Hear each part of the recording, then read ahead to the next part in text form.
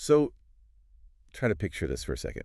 Imagine a single machine, one so vast that it literally hums across nearly half a continent. Right. And we're not talking about, a tech startup or some giant factory. Nothing like that. We're talking about the actual nervous system of a major economy. A single energy giant running 100 power plants. Hydro, wind, thermal, solar, with a total capacity of what, 44.6 gigawatts? It is. It's a number that's really hard to wrap your head around, 44.6 gigawatts. It is. I mean, to put that in perspective for you, that's enough power to keep the lights on in a mid-sized European country, all from one company. And that's just the generation side. Exactly. They also oversee nearly 74,000 kilometers of transmission lines, which is responsible for about 37.5% of the high voltage lines in the whole country. So if you're driving down a highway there and you see those massive steel towers, There's a good chance it's them. yeah, a 1 in 3 chance this company owns them. Exactly. But look, we aren't here today just to marvel at the sheer size of it all. The reason we're doing a deep dive into this specific company right now is because of the moment in time we're capturing. We're looking at the 2023 annual report. And for this company, 2023 wasn't just another year on the calendar. No, it was the year. It was the pivot point. You have to remember, this was a state-controlled company for decades. A government arm, basically. Right. They went through this huge capitalization process in 2022, privatization, really, but 2023. That was the first full year they were operating entirely under a private logic. Right. The training wheels were off. The government safety net was gone. Completely gone. The fission, as they put it in the report, was transformation. They're trying to shift from this, heavy bureaucratic state-owned thing to what they're calling a value-driven green major corporation. Green major. It sounds good on a slide deck, doesn't it? It does catch the ear. A little bit of consulting speak. It signals ambition, for sure. But my job here is to be the skeptic.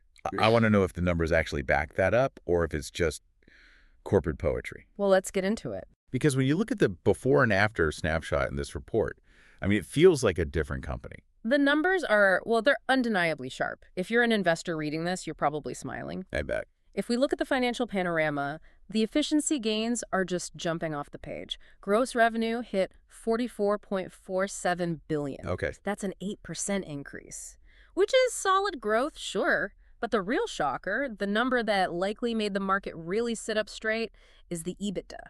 Okay, let's pause there for a sec. EBITDA. We hear it all the time, but just to be clear for everyone, that's earnings before interest, taxes, depreciation, and amortization. Right. It's basically a measure of the company's raw operating profitability. Before the accountants and the tax man get involved. Exactly. It's the purest measure of, is the core business making money? And for this company, in 2023, EBITDA grew by 49% to reach $17 billion. That is massive. A 50% jump in a single year for utility. I know. Utilities are supposed to be steady, kind of boring. They don't jump like that unless something drastic happened. And something drastic did happen. Net profit also jumped 21%, getting to $4.4 billion. So here's the question. How? How do you jump profit by 21% in 12 months? Did they just sell 21% more electricity? No, and that's the fascinating part. It's not just sales, it's discipline. Okay. It's what they call capital discipline. When you move from public to private, the whole incentive structure just flips. Right. Under the state, the goal might have been, employment or coverage. Under private management, the goal is efficiency. They went in and they slashed PMSO expenses. PMSO. Yeah. Another acronym we need to decode. Right. It stands for personnel, material services, and others. So basically the cost of running the shop. Exactly. Salaries, paper clips, contractors, maintenance crews, all of it. They cut those operational costs by 11%. 11% is a lot of fat to trim in 1 year. It's huge. In a company this size, that's billions in savings. It signals they're looking at every single line item and asking, do we really need this? But there's a danger there, right? You can cut costs to boost short-term profit, but if you cut too deep, you starve the business. You stop maintaining the dams, you stop building new lines. Is that what we're seeing here? A slash and burn for a quick profit? That is the first thing I looked for, and the answer seems to be no. Because while they were cutting that operational bloat, the PMSO, they actually ramped up investments to $9.02 billion. So they spent more on infrastructure. A lot more. Yeah. That's a 60% increase in investment over 2022. Okay. That changes the narrative completely. It does. This signals a company that isn't just cost-cutting to pay out dividends. Right. They're trimming fat to build muscle. They're freeing up cash from inefficiencies and pouring it right back into the grid, into new projects. That's that capital discipline they keep talking about. Let's unpack the operational side of this then, because you can't just flip a switch and turn a massive public ship into a private speedboat. No way. The report highlights some serious friction points. It wasn't all smooth sailing. Absolutely not. The first major challenge they faced was just corporate complexity. You have to understand, this wasn't really one unified company before. It was a holding company trying to herd these massive subsidiaries. Right, I saw the names, Chesf, CGT, Electrosul, Furnace, Electro Norte. Exactly. And these weren't just branches, they were fiefdoms. They had their own cultures, their own boards, their own processes. I can just imagine the bureaucratic nightmare. We want to implement a new software. And 5 different subsidiaries say, no, we do it our way. Right. Precisely. So their response in 2023 was just aggressive integration. They moved to incorporate shares to become the sole shareholder of these subsidiaries. To simplify things. To simplify decision-making, one command chain, they set up a transformation office that ran 75 different initiatives with 400 professionals. 400 people. Just to align the cultures and processes. Wow.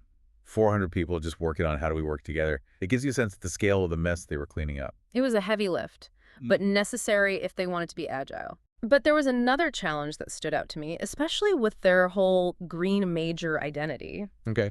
It's hard to call yourself green when you have coal in your portfolio. Right. That title implies you're leading the charge on renewables. But they had legacy assets, didn't they? They did. That was the second major hurdle, the decarbonization pivot. They set a public goal to reach net zero by 2030. Which is super aggressive. Extremely aggressive for an energy giant. But they were sitting on the Candiota thermal power plant. The coal plant. Yep. Their only coal asset, but it was a big one. So what do? Try to make it cleaner? Shut it down. They sold it. They sold Candiota for $27 million. Okay, $27 million for a company with $44 billion in revenue. That's a rounding error. It is. It barely moves the needle on the bank account. So why do it? Environmentally. That single plant accounted for 1/3 of the company's total emissions. 1/3. Get out. So selling that one asset cut their carbon footprint by 33% overnight. Essentially, yes, it was a strategic amputation. They sacrificed a small revenue stream to save the patient's reputation and align with that 2030 goal. And they're not stopping there. No, they're also initiating studies to sell off their gas-fired plants. They're cleaning house, literally. It's interesting because it shows they're valuing the ESG score, environmental, social, and governance, almost as much as immediate cash flow. In today's market, especially if you want to be a green major, your ESG score is your cash flow. It dictates your cost of borrowing money. Green bonds are cheaper, so getting rid of coal actually makes financial sense in the long run. There's a third challenge here that I think is really interesting because it speaks to the mindset shift. In the old days, as a state entity, they just distributed energy. Right. The market was regulated. The customers were guaranteed. They were order takers, not salespeople. Exactly.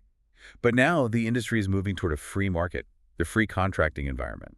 And that's the shift to a customer-centric market. For a former monopoly, that is terrifying. They had to learn how to actually hunt for customers. So if you're a factory or a shopping mall, you can choose who you buy power from now. Right. They had to basically build a sales team from scratch. And did it work? Or are they getting eaten alive by private companies who've been doing this for decades? The data says it's working. They grew their customer base by 502%. 500%. Yes. They ended the year with 271 consumer customers. Now, that number sounds small, 271, but remember, these are big industrial clients, not households. And the year before. They had practically zero. They are waking up to the commercial reality that they have to compete. So moving on to the key events of the year. We touched on the subsidiaries, but the incorporation of Furnace seems to be the headline event. Why does Furnace get so much attention? It's the headline because Furnace is a giant in its own right. In the energy sector, Furnace is a legendary name, so the approval to incorporate Furnace isn't just paperwork. No. It's about unifying governance and balance sheets. What does that mean for us? Unifying balance sheets. It means that instead of Furnace having to go to the bank to get a loan for a new dam, and the holding company going to a different bank for a different loan, Ah. they can leverage the combined strength of the entire group. It lowers the cost of money. It makes them a financial fortress So it's about becoming one single muscular entity. instead of a loose collection of parts. Exactly. And speaking of muscle, let's talk about Lot 4. This sounds like something from an auction house. In the energy world, these auctions are high-stakes poker games. They really are. This was a transmission auction back in June. Okay. And for years, under the old state structure, the company had been kind of stagnant on new infrastructure. They were maintaining, but not really building. Right. Winning Lot 4 was a statement to the market. And what did they win? A 30-year concession for a 300-kilometer stretch of transmission line. So this proves they're back in growth mode. Precisely. They are deploying capital part of that $9.02 billion investment we mentioned to build new infrastructure. It signals to competitors. We aren't just cleaning up our internal mess. We are coming for market share. There was one more event that caught my eye because it sounded very Silicon Valley. The innovation grid. Right. Utilities are usually the opposite of Silicon Valley. Totally. They're slow, risk-averse, heavy. True.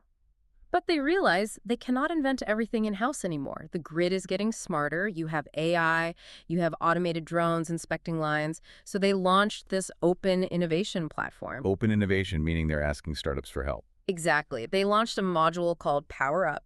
They are basically saying to the tech world, we have the grid, you have the tech, let's pilot. How much are they putting into this? They invested $533.9 million in innovation and R&D in 2023. That is a significant R&D budget. It is. They're looking for outside solutions for safety, automation, efficiency, rather than trying to build it all from scratch. It's a humble admission that they don't know everything, which is actually a very smart strategic move. Let's shift gears to ESG. We mentioned the coal sale, but for a company this size, their footprint is massive. What else is happening on the planet side of things? Well, the headline commitment is to the SBTI, the Science-Based Targets Initiative for Net Zero by 2030. And SBTI is the gold standard, right? You can't just make up numbers. Scientists have to validate your plan. Yeah, correct. It keeps them honest. And beyond the coal sale, they became ambassadors for the Amazon Impact Movement at COP28.